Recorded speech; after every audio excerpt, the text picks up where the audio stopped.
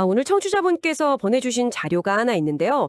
이게 정말 흥미롭습니다. 어떤 자료인데요? 마음나라 연구소 김지연 대표라는 분의 프로필이에요. 근데 처음 딱 봤을 땐 사회복지학 박사, 영유아 경력 30년. 아, 전형적인 아동 전문가 프로필이군요. 네, 저도 딱 그렇게 생각했거든요.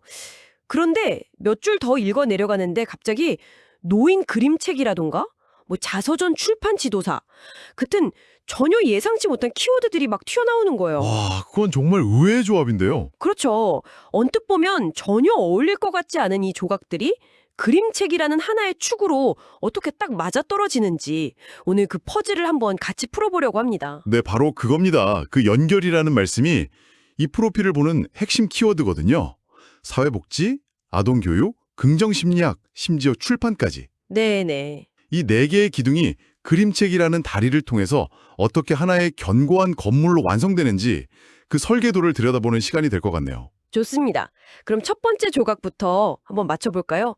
도대체 이분은 누구일까? 프로필 가장 앞부분에 마음나라 연구소 대표, 사회복지학 박사, 영유아 관련 업무 경력 30년 이렇게 세 가지가 나란히 있거든요.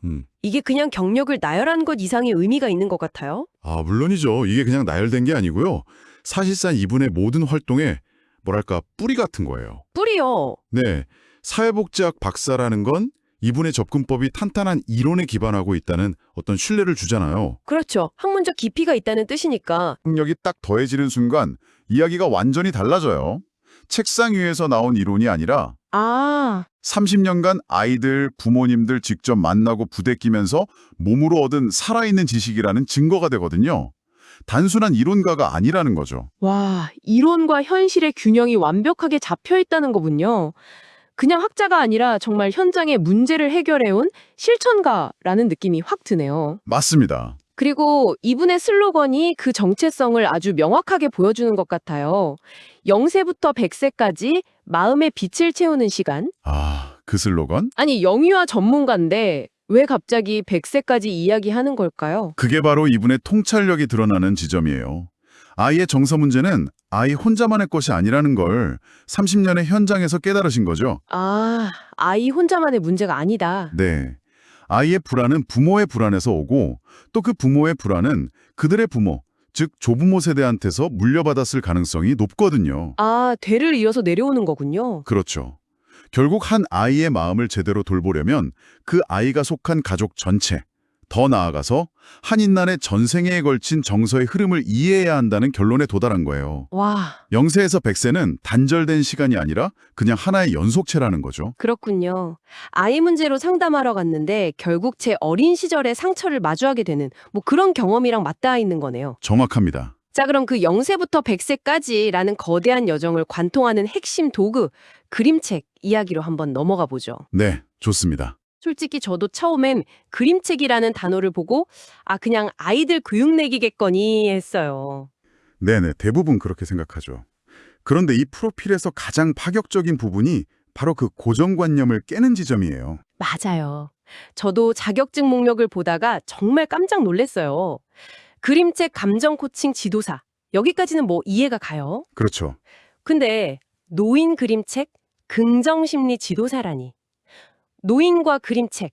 이 조합은 정말 생소한데요? 하하, 그렇죠. 잠깐만요. 이 부분에서 좀 더 머물고 싶어요. 아니, 사실 처음 들었을 땐 좀 유치하게 들릴 수도 있잖아요.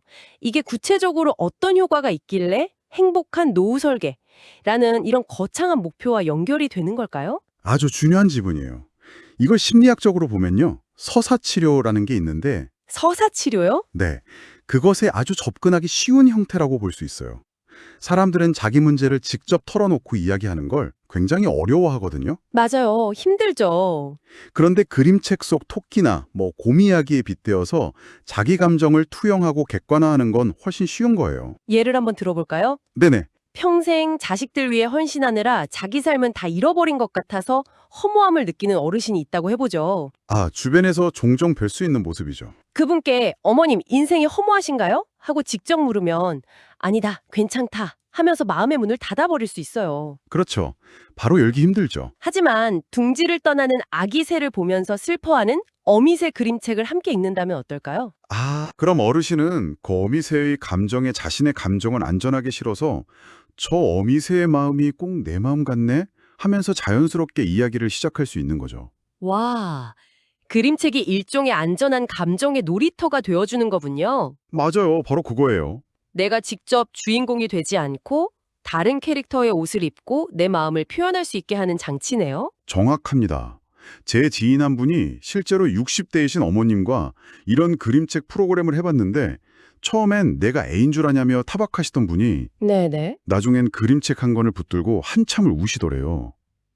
평생 누구에게도 말 못했던 서러운 감정이 거기서 터져 나온 거죠. 이게 바로 그림책이 가진 힘이에요. 그 일화만 들어도 마음의 온도 변화를 경험하는 시간이라는 이분의 강의 소개 문구가 어떤 의미인지 확 와닿네요. 그렇죠. 그런데 이 프로그램은 단순히 함께 책을 읽고 위로받는 데서 그치지 않는 것 같아요. 지도사 양성 과정이라는 이름이 붙어 있잖아요. 네, 그게 바로 수동적인 치유에서 능동적인 성장으로 넘어가는 아주 결정적인 단계입니다. 치유에서 성장으로. 네, 그림책으로 내 상처를 위로받고 통찰을 얻는 경험을 했다면 그 다음은 나와 비슷한 아픔을 가진 다른 사람을 도와줄 수 있는 전문가로 성장시키는 거죠. 아하. 타인의 행복한 노무 설계를 돕는 구체적인 방법론을 배우는 거예요. 이건 개인의 경험을 사회적 기여로 확장시키는 아주 의미 있는 과정입니다. 알겠습니다. 그림책으로 감정을 읽고 타인을 코칭하는 전문가가 되는 것까지는 이제 이해가 돼요. 그런데 이 프로필의 다음 장으로 넘어가면 갑자기 전자책 출판 얘기가 나옵니다. 네, 그 부분이 또 흥미롭죠? 자서전 출판 지도사라는 경력도 있고요. 이건 완전히 다른 영역 아닌가요? 상담하고 코칭하다가 어떻게 출판으로 연결되는 거죠? 그게 바로 제가 처음에 말했던 그 설계도의 가장 중요한 부분이에요. 이게 단순히 다음 단계가 아니고요. 일종의 완성형 개인 성장 모델을 제시하는 거거든요. 완성형 성장 모델이요? 네, 대부분의 코칭이나 심리 상담은 내면을 들여다보고 깨닫는 데서 끝나는 경우가 많잖아요. 그렇죠. 거기서 보통 끝나죠. 그런데 이분은 거기서 한 발 더 나아가서 당신의 이야기는 기록될 가치가 있습니다.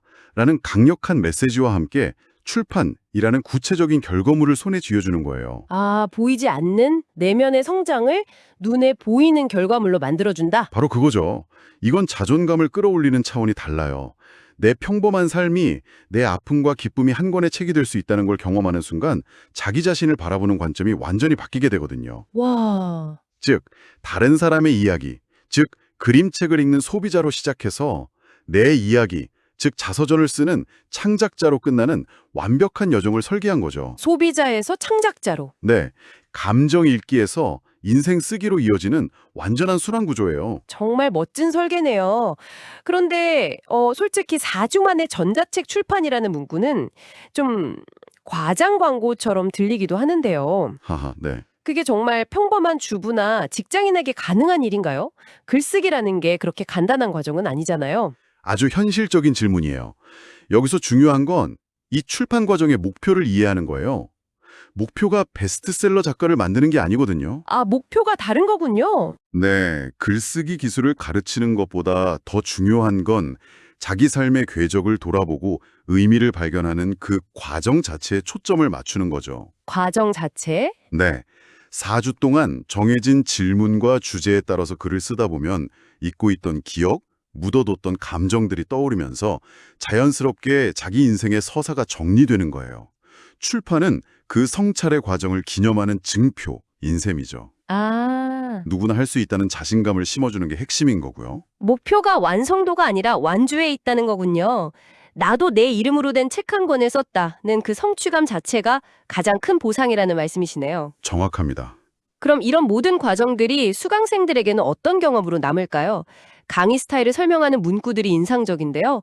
감정을 깨우는 차별화된 교구 활용, 소수 인원이라도 소외되지 않는 밀도 높은 코칭 같은 것들이요. 이 표현들을 보면 이분이 30년간 아이들을 상대하면서 쌓아온 노하우가 성인 교육에 어떻게 적용되는지 딱 알 수 있어요. 아, 여기서도 그 30년 경력이 나오는군요. 그럼요.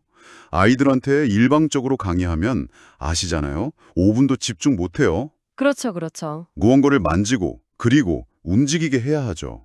차별화된 교구라는 건 바로 그런 상호작용 중심의 체험적 교육을 의미해요. 성인이라고 다르지 않거든요. 머리로만 이해하는 게 아니라 온몸으로 느끼게 하는 거죠. 아, 밀도 높은 코칭이라는 말도 같은 맥락이겠네요. 한 명의 아이도 소외시키지 않으려는 뭐랄까 유치원 선생님의 마음처럼 맞아요. 수강생 한 명 한 명의 이야기를 다 들어주고 눈에 맞추겠다는 의지로 보여요. 네. 그리고 그 모든 경험이 마음의 온도 변화라는 하나의 결과로 나타나는 거고요. 이건 단순히 유익했다는 지적인 만족감을 넘어선 어떤 정서적인 감동을 의미해요. 정서적 감동. 네.